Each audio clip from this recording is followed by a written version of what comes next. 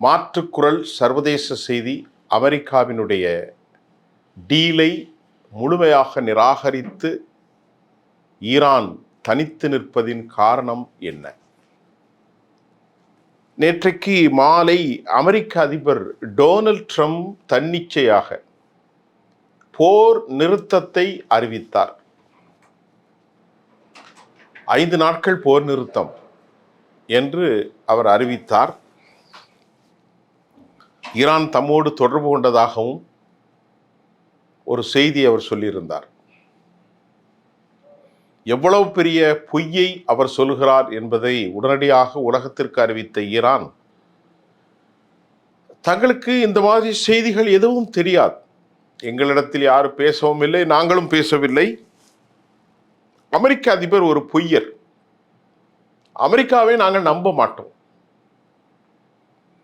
அவர்களிடத்திலே பெற்ற கசப்பான அனுபவங்கள் எங்களுக்கு இருக்கிறது, எங்கள் வலிமை இன்னும் உண்டு, நாங்கள் துவம்சம் செய்ய போகிறோம் என்று ஈரானுடைய சார்பிலே தெளிவாக தெரிவிக்கப்பட்டது. அமெரிக்கா பொய் சொல்கிறது என்பதையும் அமெரிக்க அதிபர் ஏதோ ஒரு காரணத்திற்காக இந்த பொய்யை அவர் சொல்லிக் கொண்டிருக்கிறார் என்பதையும் அப்பாஸ் அராக்ச்சி தெளிவுபடுத்தினார். வெளிவிவகாரத்துறை அமைச்சர் அப்பாஸ் அராக்ச்சி சொல்கின்ற போது அவர்கள் ஆயுதங்களை சரி செய்வதற்கும் ஆயுதங்களை கடத்துவதற்கும் தான் இந்த பொய்யை சொல்கிறார்கள் என்றும் அவர் சொல்லியிருக்கிறார். நமக்கு இப்போ கொஞ்சம் சிந்தித்து பார்த்தால், வலிமையான அமெரிக்கா போரை நிறுத்த வேண்டிய தேவை ஒன்றும் இல்லை. வலிமையான இஸ்ரேல் போர் நிறுத்தத்திற்காக எந்த ஒரு முகமையும் தேவையில்லை. போர் நிறுத்தம் அறிவித்து கொண்டிருந்த 5 மணி நேரத்தில் இஸ்ரேல் பிரதமர் பெஞ்சமின் நெத்தானியாகு ஐடிஎஃப்ஐ ஏவி விட்டு தெஹ்ரானில் நேற்று தாக்குதல் நடத்தப்பட்டிருக்கிறது. அப்படி என்றால் இந்த உலகத்தையும் உலக மக்களையும் அமெரிக்காவும் யூதனும் எந்த அளவிற்கு ஏமாற்றுகிறார்கள், மடைமாட்டம் செய்கிறார்கள் என்பதை நாம் நன்கு உணர முடிகின்றது. அமெரிக்காவினுடைய இந்த பின்வாங்குதலுக்கான முழுமையான காரணம் என்னவென்றால், அமெரிக்க அதிபர் டொனால்ட் ட்ரம்புக்கு பெரும் தலைவலி, பல நிலைகளிலும் பல பக்கங்களிலும், மேலிருந்தும் கீழிருந்தும் 2 பக்கவாட்டுகளிலிருந்தும் வருகிற அழுத்தத்தை தாக்கு பிடிக்க முடியாமல் மத்தளத்துக்கு 2 பக்கம் அடியாக அவர் மாட்டிக்கொண்டார். அதன் விளைவாக அமெரிக்காவினுடைய கூட்டாளிகளான அரபு கூட்டாளிகள், இந்த கடுமையான போரில் அடிகளை வாங்கி கொண்ட அரபிகள் எதிர்முனையில் இருக்கும் ஈரானை நோக்கி ஒரு சிறு கல்லை கூட வீசவில்லை, ஒரு துரும்பை கூட எரியவில்லை. எப்படிப்பட்ட ஒரு நாடு என்பதும், பல லட்சக்கணக்கான கோடி ரூபாய்களுக்கு அமெரிக்காவிடத்தில் அவர்கள் ஆயுதங்களை வாங்கி சவுதி அரேபியாவும் யுனைடெட் அரபு எமிரேட்ஸும் குவித்திருப்பது கோழைத்தனத்தின் உச்சக்கட்டம் என்று அமெரிக்க அதிபர் சொல்கிறாரோ இல்லையோ, அது உண்மைதான் என்பதும் தற்போது நிரூபணம் ஆகியிருக்கிறது. அமெரிக்கா இந்த போர் நிறுத்தத்திற்கு காரணம் மத்திய கிழக்கில் இருக்கும் சவுதி அரேபியா, யுனைடெட் அரபு எமிரேட்ஸ், கத்தர், குவைத், பஹ்ரைன், ஓமன், ஜோர்டான் போன்ற பல நாடுகளில் இருந்தும் அவர்களுக்கு கடும் எதிர்ப்பு. அந்த எதிர்ப்பில் முதலில் அவருக்கு பல சிக்கல்கள் உண்டு. இரண்டாவது, அமெரிக்காவில் விலை உயர்ந்து வந்திருக்கிற விலைவாசி உயர்வு, மக்கள் போராட்டம். மூன்றாவது, சர்வதேச சந்தையில் ஏற்படுகிற டிமாண்ட். இதையெல்லாம் கணக்கில் கொண்ட அமெரிக்கா ஏற்கனவே 180 மில்லியன் பேரல்களை உலக சந்தையில் விற்பதற்கு பொருளாதார தடையை நீக்கியிருக்கிறார்கள். எந்த பொருளாதார தடையை அமல்படுத்தி அணு ஆயுதங்களை பயன்படுத்தக்கூடாது என தாக்குதல் நடத்திய இதே அமெரிக்கா ஈரானின் மீது பொருளாதார தடைகளை நீக்கி இருக்கிறார்கள் என்பதுதான் இங்கே நாம் கவனிக்க வேண்டும். இந்த நிலையில் இந்த போர் தொடருமா, அமெரிக்கா அறிவித்தபடி முடியுமா? இந்த கேள்விகளுக்கு விடை நாம் இப்போது பார்க்க போகிறோம். இதற்கிடையிலே ஈரானுடைய கோரிக்கைகள் தான் என்ன? ஈரானுடைய கோரிக்கைகள் ஆழமான சித்தாந்த ரீதியாக மனோ பதபதப்பிலும் தன் நாட்டில் இருக்கும் மிக சிறந்த ஆளுமைகளை இழந்தது அவர்களுக்கு ஒரு காலமும் மறக்காது.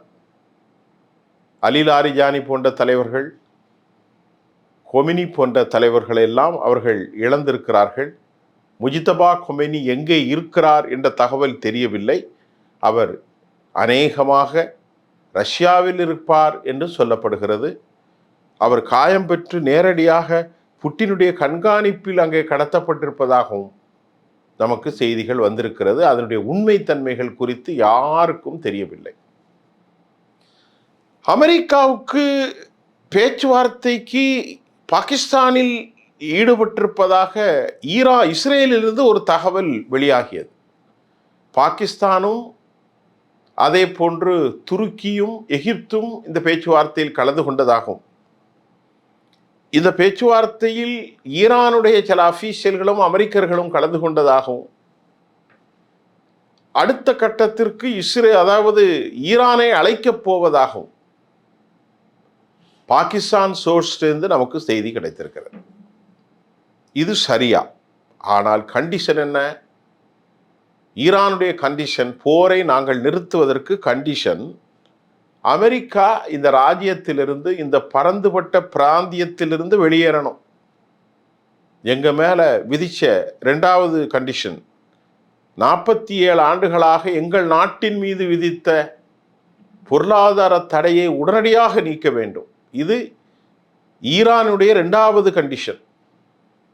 ஈரானுடைய 3வது கண்டிஷன் என்னவென்றால், முடக்கப்பட்ட உலகத்தில் இருக்கிற எல்லா சொத்துக்களையும் உடனடியாக விடுவிக்க வேண்டும், ஈரானுடைய சொத்துக்களை. 4வது கண்டிஷன் என்னவென்றால், உலகம் எங்களுக்கு கேரண்டி கொடுக்கணும், இனி அமெரிக்காவோ இஸ்ரேலோ தாக்க மாட்டோம் என்று.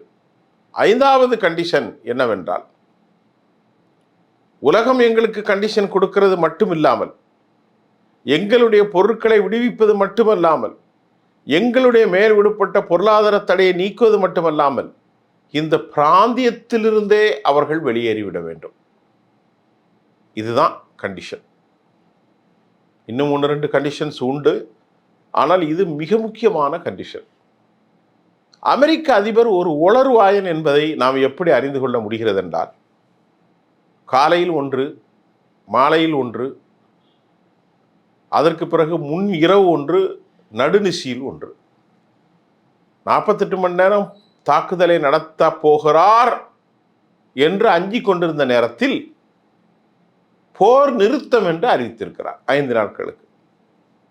தாக்குதல் நடத்துவது என்பது இந்த சொலவாடலில் அபாயகரமான ஒரு செயல்பாட்டை குறிக்க ஒரு செயல்பாட்டு வினை, ஒரு ஆக்டிவ் பேஸ், ஒரு செயல் நடக்க போகுது. ஆனால் போர் நிறுத்தம் என்பது ஒரு கடுமையான வினைகளுக்கு மாற்றாக அது மௌனியாக்கப்படுகிறது. இப்போ அமெரிக்கா என்ன சொல்ல வருது, அவன் நோக்கம் என்ன? நேற்று ஒரு தகவல், அமெரிக்காவிலிருந்து மத்திய கிழக்கை நோக்கி 30,000 ஏவுகணை தடுப்பு சிஸ்டம், ஏர் டிஃபென்ஸ் சிஸ்டத்தினுடைய தடுப்பு ஏவுகணைகளை மத்திய கிழக்குக்கு அனுப்பியிருக்கிறார்கள். அதனை 4 பலிஸ்டிக்ஸ் மூலம் 47 ஆண்டுகள் தயாரித்த இருப்பில் இருக்கும் அந்த ஏவுகணைகளை கீழே புதைத்து விட்டார்கள் செங்கடலில். அமெரிக்காவுக்கு பெரிய இழப்பு. இதன் ஒட்டுமொத்த மதிப்பு 58 பில்லியன் என்ற செய்தியும் சர்வதேசத்திலிருந்து நமக்கு கிடைத்திருக்கிறது. ஈரான் என்ன சொன்னது? இந்த 5 நாட்கள் அவர்கள் ஆயுத குவிப்புக்குத்தான் ஈடுபடுவார்கள். எங்களுக்கு தெரியும், அவர்களிடத்தில் ஆயுதம் இல்லை என்று சொல்லும் ஈரான், இஸ்ரேலிலும் ஆயுதம் இல்லை. ஈரான் கடுமையான தாக்குதல்களின் மூலம், சிஜியில் மூலம், ஹஜ் கசாம் மூலம், அதே போன்று இமாமத் மூலம், அதே மாதிரி கொர்ரம்சோர் பயங்கர தாக்குதல் நடத்தியிருக்கிறார்கள். ஆகவேதான் அந்த தாக்குதலில் ஏராளமான இஸ்ரேல் சயின்டிஸ்டுகள் கொலை செய்யப்பட்டிருக்கலாம் என்ற தகவலும் நமக்கு கிடைத்திருக்கிறது. அராது பகுதியிலும் நெகோவா பாலைவனத்தில் இருக்கக்கூடிய மற்றொரு பிரதேசமான பகுதியிலும் இன்றைக்கு ஏராளமான மக்கள் கொல்லப்பட்டிருக்கிறார்கள். அபாயகரமான சிகிச்சையில் பலர் ஹாஸ்பிட்டலைஸ்ட், மருத்துவமனையிலே அவர்கள் தங்கியிருக்கிறார்கள் என்ற செய்தி தற்போது பரபரப்பாக இருக்கின்றது. இப்பொழுது தாக்குதலை இந்த பீஸ் நெகோசியேஷனுக்கு பிறகு, அறிவிப்புக்கு பிறகு இஸ்ரேல் அறிவித்திருக்கிறது. இப்பொழுதும் தாக்குதல் அடுத்த கட்டமாக நடைபெறப் போகிறது. இதற்கிடையிலே ஹெர்மூஸ் வளைகுடாவில் செல்லும் எல்லா கப்பல்களுக்கும் அனுமதி, ஆனால் எங்களுக்கு 18 கோடி கட்டிவிட்டு செல்ல வேண்டும் என்ற நிபந்தனையை விதித்திருக்கிறார்கள். யாரு? ஈரான். ஜப்பான் ரகசியமாக அமெரிக்காவின் கூட்டாளி ஈரானிடத்தில் தொடர்பு கொண்டு பேசி பணத்தை கட்டுவதாக ஒப்புக்கொண்டது அமெரிக்காவுக்கு பெரும் பின்னடைவு. நேட்டோ நாடுகள் அமெரிக்காவை கைவிட்டு அமெரிக்காவின் ஆணைகளை மறுத்தது, நிராகரித்தது அமெரிக்காவுக்கு பெரும் பின்னடைவு. இந்த போரில் ஈரானை வீழ்த்த முடியாதது ஒரு பின்னடைவு. மத்திய கிழக்கு நாடுகள் அமெரிக்காவின் மீது வெறுப்பு கொண்டு போர் முடிவுக்கு பிறகு அமெரிக்காவில் இருந்து ஏராளமான முதலீடுகள் திரும்ப பெறும் பயங்கர பின்னடைவு. நாட்டில் தேர்தலில் தோற்கப் போவது ரிபப்ளிக்கு பெரும் பின்னடைவு. இவ்வளவு பெரிய விஷயங்கள் நடைபெறுகிறது. மீண்டும் அடுத்த புதிய செய்திகளோடு நாளை சந்திக்கின்றேன். நன்றி.